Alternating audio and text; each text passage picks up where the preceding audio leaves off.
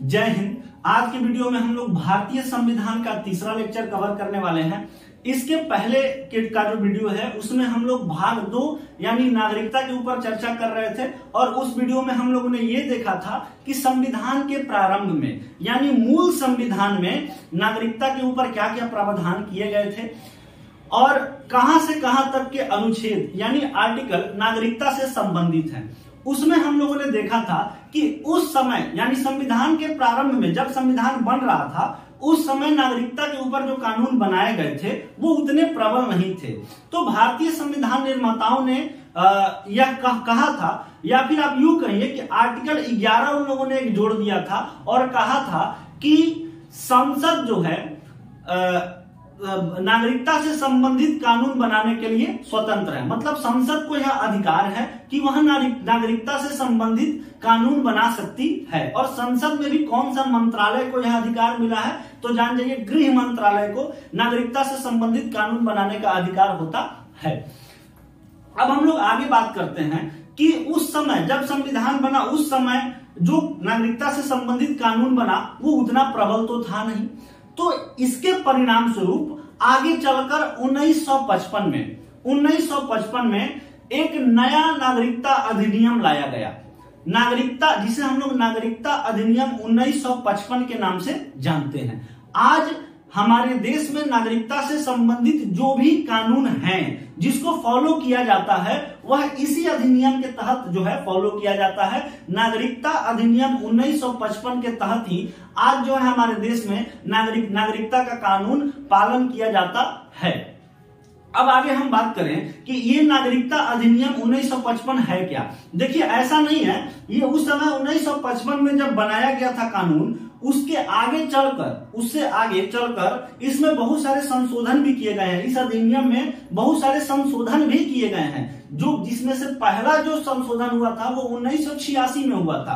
Question भी बनता है कि नागरिकता अधिनियम 1955 में पहला संशोधन कब किया गया था, मतलब उसमें सुधार कब किया गया था। समय आने पर जो है आवश्यकता अनुसार नियम कानून में सुधार किया जाता है जिसे हम लोग संशोधन कहते हैं। तो इसमें भी संशोधन की आवश्यकता पड़ी जिसमें से पहला संशोधन कब हुआ था तो 1986 में हुआ था। दूसरा संशोधन कब हुआ था 1992 में। इसी तरीके से अगला संशोधन 2003 में, फिर 2005 में, फिर 2015 में हुआ, फिर 2019 में हुआ जिसमें एनआरसी और सीएए जैसे अमेंडमेंट एक्ट देखने को मिले।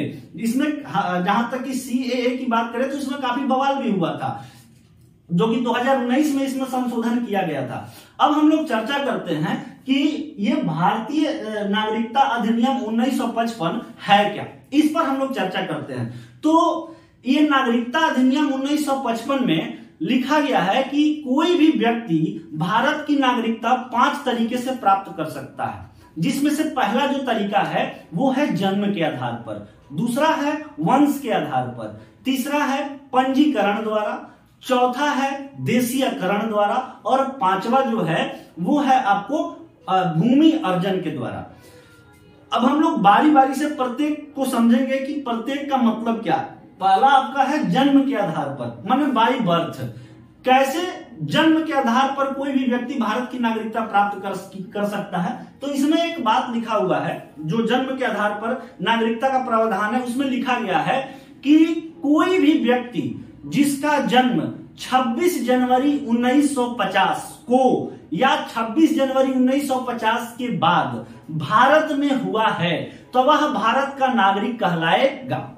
इतना बात इसमें लिखा हुआ है कि कोई भी व्यक्ति जिसका जन्म 26 जनवरी 1950 को या उसके बाद भारत में हुआ है तो वह भारत का नागरिक कहलाएगा। और उसके बाद इसमें 2 अपवाद दिए गए हैं। पहला अपवाद यह है कि जो विदेशी राजदूत हैं उनके बच्चे यदि भारत में जन्म लेते हैं तो उन्हें भारत की नागरिकता नहीं दी जाएगी, वो भारत के नागरिक नहीं होंगे।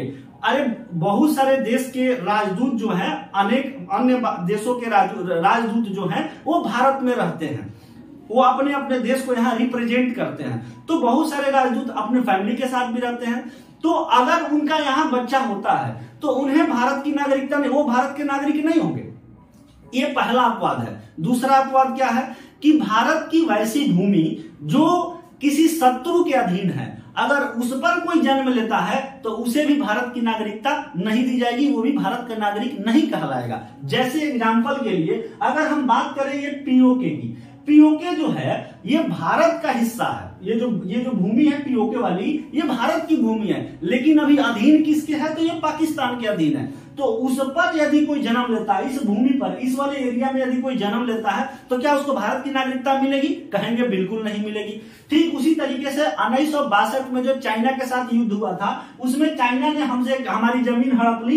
वो कौन सी कहलाती है आज के डेट में? अक्साई चीन हम लोग उसको कहते हैं। तो अक्साई चीन पर यदि कोई जन्म लेता है तो भले भारत की भूमि है, लेकिन किसके अधीन है? अभी वर्तमान में वह शत्रु के अधीन है। अगर वो शत्रु के अधीन है तो उस पर यदि कोई जन्म लेता है तो वह भारत का नागरिक नहीं होगा। ऐसा इसमें एक अपवाद भी लिखा गया है।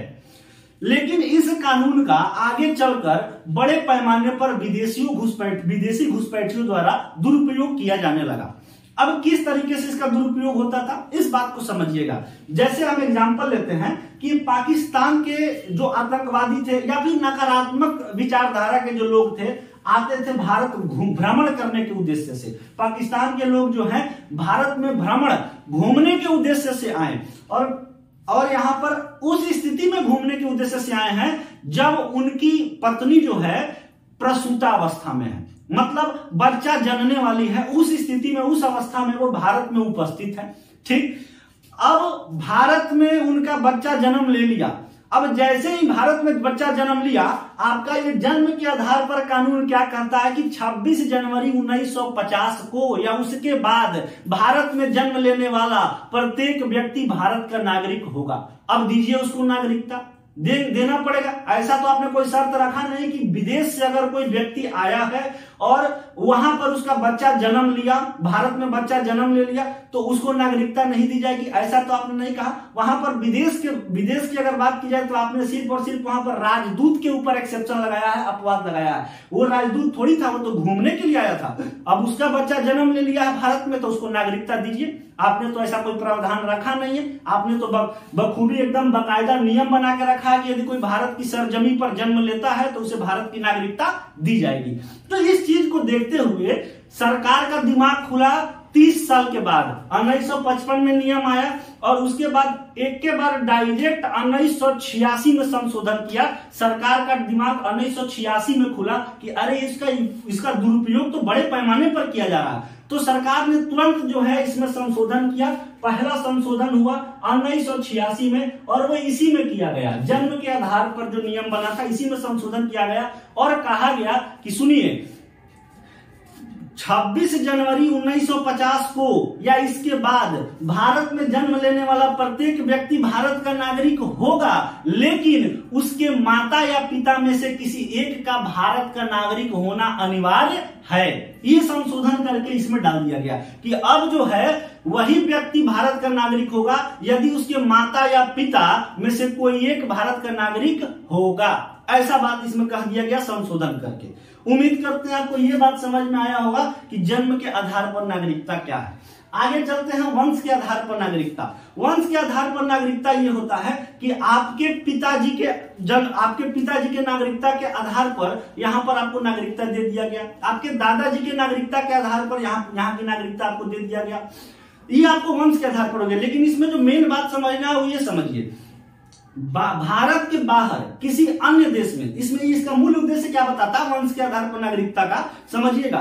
भारत के बाहर किसी अन्य देश में जन्म लेने वाला व्यक्ति भारत का नागरिक हो सकता है, परंतु उसके माता या पिता में से किसी एक का भारत का नागरिक होना अनिवार्य है। ये आपको कौन कहा गया है? वंश के आधार पर नागरिकता। हम फिर से रिपीट कर रहे हैं कि इसमें क्या लिखा गया है, वंश के आधार पर नागरिकता में क्या लिखा गया है। हम फिर से इस चीज को रिपीट कर रहे हैं। इसमें कहा गया है कि भारत के बाहर किसी अन्य देश में जन्म लेने वाला व्यक्ति भारत का नागरिक हो सकता है, लेकिन कब?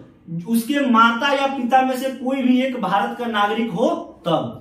ये बात इसमें कहा गया। इसमें भी डेट है 26 जनवरी 1950 को या 26 जनवरी 1950 के बाद भारत के बाहर जन्म लेने वाला व्यक्ति भारत का नागरिक होगा, लेकिन कब? यदि उसके माता या पिता में से कोई भी एक भारत का नागरिक हो। ये बात आपको कहा गया है वंश के आधार पर नागरिकता में।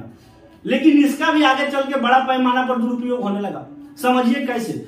अब देखिए, भारत का जो व्यक्ति है, पुरुष की बात कर रहे हैं, भारत का जो पुरुष है वो जाता था विदेश में। विदेश में जाने के बाद मान के चलिए वहां वो किसी से शादी कर लिया, विदेश में जाने के बाद वहां वो किसी से शादी कर लिया, और संयोग बस एक लॉन्ग टर्म के लिए वो रुक गया, वहां पर उसका एक बच्चा हो गया, और जब वो भारत वापस आता था तो 2 आदमी एक्स्ट्रा लेकर आता था। यहां से तो गया अकेले, लेकिन वहां से जब वापस आया तो 2 आदमी एक्स्ट्रा लेके आया। पहला एक जो बच्चा हुआ है वो, और दूसरा उसकी बीवी यानी वाइफ जिसके साथ जाकर वहां पर शादी कर लिया, 2 आदमी एक्स्ट्रा लेकर आया। तो अब आपका कानून ये कहता है कि विदेश में वो बच्चा उसका जन्म लिया है, लेकिन उसको वो तो भारत का नागरिक ऑटोमेटिक हो गया। क्यों? क्योंकि उसके माता या पिता में से कोई एक तो भारत का नागरिक है। वो पुरुष भारत का नागरिक है कि नहीं है तो उसके बच्चा को नागरिकता दीजिए, और उसकी वाइफ आई है तो वो भी अब नागरिकता लेगी। तो 2 जनसंख्या बढ़ा कि नहीं बढ़ा? जनसंख्या बढ़ा। तो सरकार इस चीज को समझी और आगे चलकर इस चीज में भी सरकार ने संशोधन किया, और नागरिकता अधिनियम 1955 में दूसरा संशोधन किया गया 1992 में। अब इसमें जब संशोधन हुआ तो इसमें क्या कहा गया, क्या बदलाव किया गया? कहा गया कि भारत के बाहर 26 जनवरी 1950 को या 26 जनवरी 1950 के बाद जन्म लेने वाला व्यक्ति भारत का नागरिक हो सकता है, लेकिन उसकी माता का भारतीय नागरिक होना अनिवार्य है। अब पुरुष से मतलब नहीं है, माता का भारतीय नागरिक होना अनिवार्य है। अगर माँ भारत की नागरिक है, भले बच्चा जन्म लिया है बाहर विदेश में, लेकिन यदि माँ भारत की नागरिक है तभी उस बच्चे को भारत की नागरिकता दी जाएगी। ये आपको कहा गया वंश के आधार पर नागरिकता। ठीक, ये बात आपको समझ में आया। अब हम लोग बात करते हैं पंजीकरण द्वारा। पंजीकरण द्वारा क्या होता है? रजिस्ट्रेशन बाय रजिस्ट्रेशन आप कैसे नागरिकता प्राप्त कर सकते हैं। समझिए, कोई भी व्यक्ति जो भारत की, किसी भी व्यक्ति की बात हो रही है, चाहे वो विदेश में क्यों ना रहता हो, अगर कोई भी व्यक्ति भारत की नागरिकता प्राप्त करना चाहता है तो वह भारत में आए। मान के चलिए कोई विदेशी व्यक्ति है, उसको भारत की नागरिकता लेनी है, अगर उसको भारत की नागरिकता चाहिए तो वो भारत में आए। भारत में आकर उसको कम से कम 7 वर्ष लगातार भारत में रहना होगा। कितना वर्ष? 7 वर्ष। सर ये पहले जो ये अवधि थी ये 5 वर्ष थी, अभी इसको क्या कितना कर दिया गया है? 7 वर्ष कर दिया गया है। वो अगर कोई व्यक्ति भारत की नागरिकता लेना चाहता है तो उसको लगातार भारत में 7 वर्ष तक रहना होगा। उसके बाद वह नागरिकता के लिए आवेदन कर सकता है, तो उसको नागरिकता दे दी जाएगी। लेकिन कौन सा मंत्रालय देगा वह नागरिकता? तो कहेंगे गृह मंत्रालय। गृह मंत्रालय ये निर्णय लेगा कि इस व्यक्ति को नागरिकता देना है कि नहीं है। लेकिन इसका पहला कंडीशन क्या है कि 7 वर्ष लगातार आपको भारत में रहना होगा। ये लगातार भारत में 7 वर्ष रहने का बात क्यों किया जा रहा है? ये इसलिए ताकि आप अगर विदेशी आदमी हैं और विदेश से आए हैं और आप भारत की नागरिकता लेना चाहते हैं तो आप पहले लगातार भारत में 7 वर्ष रहिए। आप भारत की संस्कृति को समझिए, भारत की परंपराओं को समझिए, भारत की भाषाओं को समझिए, यहाँ के वातावरण में ढलिए। अगर आपको ऐसा लगता है कि नहीं भारत की संस्कृति हमारे अनुकूल है, यहाँ की परंपराएं हमारे अनुकूल हैं, हम यहाँ की भाषाओं को सहजता से बोल सकते हैं, हमारे लिए यह सभी चीज सहज है, अनुकूल है, बढ़िया है, तब जो है आप 7 वर्ष के बाद नागरिकता के लिए आवेदन करिए और गृह मंत्रालय इसके ऊपर विचार करेगा। और यदि वह आपको नागरिकता देना चाहा तो वह नागरिकता देगा, अन्यथा नहीं देगा। आपका जांच पड़ताल होगा, उसके बाद आपको नागरिकता दे दी जाएगी। ये कहा जाता है पंजीकरण के द्वारा। इसके बाद अगर हम बात करें देशीयकरण की, तो देशीयकरण में क्या कहा गया है? इसमें देखिए अवधि जो है 10 वर्ष है। बात को समझिएगा। देशीयकरण में क्या कहा गया है कि यदि कोई व्यक्ति भारत की नागरिकता देशीयकरण द्वारा प्राप्त करना चाहता है तो उसके पास क्या क्या होना चाहिए? उसके पास कम से कम भारत में 22 भाषाएं ऐसी हैं जिनको संवैधानिक दर्जा मिला है, तो कहा गया है कि कम से कम एक भाषा उसका ज्ञान होना चाहिए। इन 22 भाषाओं में से भारत की कम से कम उसको एक भाषा का ज्ञान होना चाहिए। दूसरा, वो जो है आपको भारत के प्रति सकारात्मक विचार रखता हो। तीसरा, वो अगर किसी खेल जगत में ख्याति प्राप्त किया हो, या फिर विज्ञान के क्षेत्र में ख्याति प्राप्त किया हो, या फिर कला के क्षेत्र में ख्याति प्राप्त किया हो, अगर इस तरीके का जो है उसके पास ऐसा गुण है तो वह भारत में लगातार 10 वर्ष तक रहे, पहले लगातार 10 वर्ष तक रहे, उसके बाद उसको देशीयकरण द्वारा भारत सरकार से प्रमाण पत्र दे दिया जाएगा कि आप भारत के नागरिक हैं। हमने क्या क्या कहा देशीयकरण में? पहला हमने क्या बोला कि यदि कोई व्यक्ति देशीयकरण द्वारा भारत की नागरिकता लेना चाहता है तो कम से कम उसको 10 वर्ष तक भारत में रहना पड़ेगा, लगातार 10 वर्ष तक भारत में रहना पड़ेगा, और उसके पास एक आध चीज जो है होना भी चाहिए, जैसे भारत की 22 भाषाओं में से कोई भी एक, मतलब भाषा तो बहुत है, संवैधानिक दर्जा 22 को प्राप्त है, तो किसी भी एक भाषा का उसको प्रॉपर ज्ञान होना चाहिए, या फिर भारत के प्रति वो सकारात्मक विचार रखता हो, या फिर उसको खेल जगत में कोई ख्याति प्राप्त हो, जैसे सचिन तेंदुलकर को क्रिकेट के जगत में ख्याति प्राप्त हो, उस तरीके का कोई व्यक्ति हो, कला के क्षेत्र में उसको ख्याति प्राप्त हो, विज्ञान के क्षेत्र में उसको ख्याति प्राप्त हो, इस तरीके से किसी क्षेत्र में उसको ख्याति प्राप्त हो, तो वैसा व्यक्ति देशीयकरण द्वारा भारत सरकार से नागरिकता का प्रमाण पत्र ले सकता है। लेकिन कब? उसको लगातार भारत में 10 वर्ष रहना पड़ेगा। ये इसमें क्या है, आपको कंडीशन रखे गए हैं देशीयकरण द्वारा। देशीयकरण द्वारा भी आपको समझ में आया होगा। अब हम बात करते हैं अर्जित भूमि द्वारा। अर्जित भूमि द्वारा क्या होता है कि अभी मान के चलिए भारत जो है किसी दूसरे राज्य को अपने में विलय कराता है, भारत जो है किसी दूसरे राज्य को अपने में विलय कराता है, मतलब कहने का ये है कि कोई ऐसी भूमि जो भारत में मिलाई जा रही हो, तो उस भूमि पर रहने वाले प्रत्येक व्यक्ति को स्वतः ही नागरिकता प्राप्त हो जाएगी। हम आपको एग्जांपल से समझाते हैं। जैसे सिक्किम जो है, हमने आपको पहले वीडियो में बताया कि सिक्किम भारत का हिस्सा नहीं था, सिक्किम भारत का हिस्सा नहीं था, इसको जो है मिलाया गया है भारत में, इसको भारत में मिलाया गया है। तो जब सिक्किम को भारत में मिलाया जा रहा था तो क्या इस सिक्किम में रहने वाले प्रत्येक व्यक्ति को नागरिकता दी गई होगी अलग अलग से? नहीं। इस नियम के हिसाब से जब सिक्किम को भारत में मिलाया गया तो इसी आपको नियम के द्वारा उस भूमि पर, उस सिक्किम में जितने भी लोग रहते होंगे उसको स्वतः ही भारत की नागरिकता मिल जाएगी। ये बात को समझिएगा। इसमें कहा गया है कि अगर भारत किसी बाहरी क्षेत्र का विलय करा रहा हो अपने में, तो उस क्षेत्र पर, उस भूमि पर रहने वाले प्रत्येक व्यक्ति को स्वतः ही नागरिकता भारत की मिल जाएगी। एग्जाम्पल में आपको सिक्किम याद रखना है। जब सिक्किम को भारत में मिलाया गया उस समय सिक्किम के जितने भी लोग रहने वाले थे उनको स्वतः ही भारत की नागरिकता प्राप्त हो गई।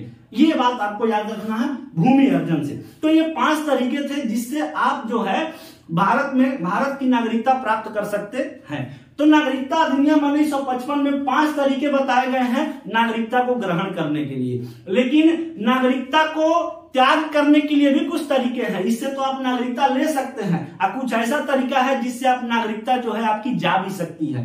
पहला क्या तरीका है? नागरिकता 3 तरीके से आपकी नागरिकता जाएगी। पहला क्या है कि यदि आप स्वयं से नागरिकता का परित्याग कर दें, यदि आप खुद कहें कि हमको भारत में नहीं रहना है, तो आप यदि स्वयं से नागरिकता का परित्याग करें तब भी आपको भारत की नागरिकता जाएगी। दूसरा तरीका क्या है कि यदि आप किसी भी दूसरे देश की नागरिकता ग्रहण करते हैं तो भारत की नागरिकता आपकी चली जाएगी।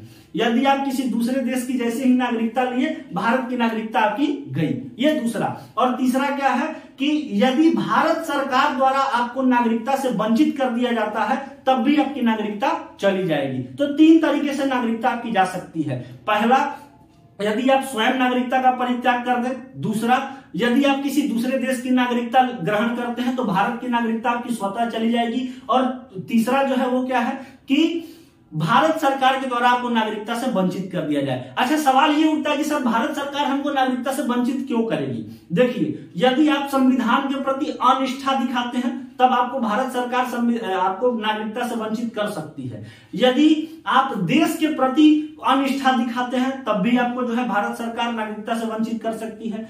आप यदि माननीय उच्चतम न्यायालय के प्रति अनिष्ठा दिखाते हैं तब भी आपको नागरिकता से वंचित किया जा सकता है। यदि आप युद्ध के दौरान शत्रु पक्ष का साथ देते हैं तब भी आपको जो है नागरिकता से वंचित किया जा सकता है। यदि आप किसी गलत तरीके से नागरिकता ग्रहण कर लिए हो तब भी आपको नागरिकता से वंचित किया जा सकता है। तो बहुत सारे ऐसे एक्सेप्शन है जिसके वजह से आपको नागरिकता से वंचित भारत सरकार कर सकती है। तो ये आपको कुल जो है मिलाकर भारतीय नागरिकता अधिनियम 1955 था। और इसमें कुछ संशोधन भी किए गए हैं, तो संशोधन के ऊपर भी हमने आपको बताया। अब भारतीय नागरिकता अधिनियम आपको पूरी तरीके से समझ में आया होगा कि क्या है, बहुत ही सिंपल तरीके से इसको समझाने का प्रयास किया गया है। अब इसके आगे हम लोग देखेंगे कि जो भी संशोधन हुए हैं, जिसमें आपको CAA, NRC, ये सब जो संशोधन हुआ है, ये सब क्या है, इसका मतलब क्या है, इसमें क्या क्या आपको नियम बनाए गए हैं, क्या क्या संशोधन किए गए हैं, इसको हम लोग नेक्स्ट वीडियो में कवर करेंगे। इस वीडियो में हमारा उद्देश्य था भारतीय नागरिकता अधिनियम 1955 को बताना, और हमने आपको पूरा का पूरा नागरिकता अधिनियम 1955 इसमें स्पष्ट किया है। उम्मीद करते हैं आपको बेहतर तरीके से समझ में आया होगा। मिलते हैं नेक्स्ट वीडियो में। जय हिंद।